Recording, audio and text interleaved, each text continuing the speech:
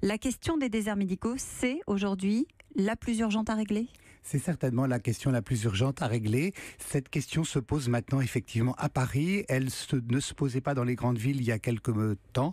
Maintenant, à Paris même, il est difficile pour vous, comme pour d'autres, de trouver un médecin traitant parce qu'on a une génération qui est ma génération finalement, celle des médecins généralistes du baby-boom qui va partir à la retraite un petit peu tous en même temps.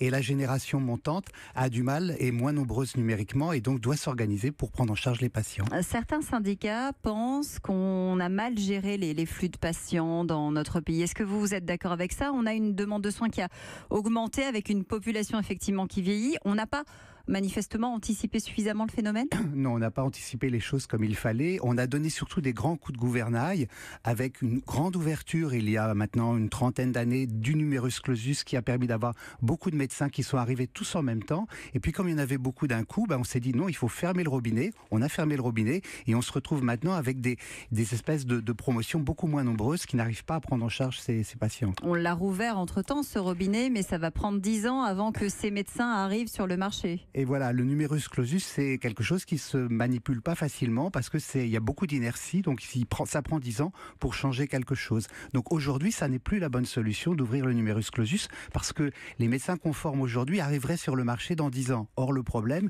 c'est pas dans 10 ans, c'est aujourd'hui. Alors, quelle est la bonne solution ? Le gouvernement vous a fait une proposition qui manifestement ne vous satisfait pas.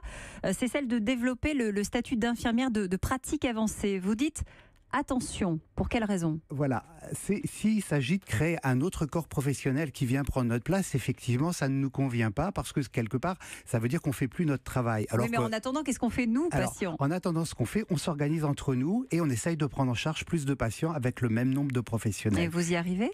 C'est possible dès lors qu'on a des moyens. Aujourd'hui, en France, on n'a pas les mêmes moyens dans un cabinet de médecine générale que dans d'autres pays comparables.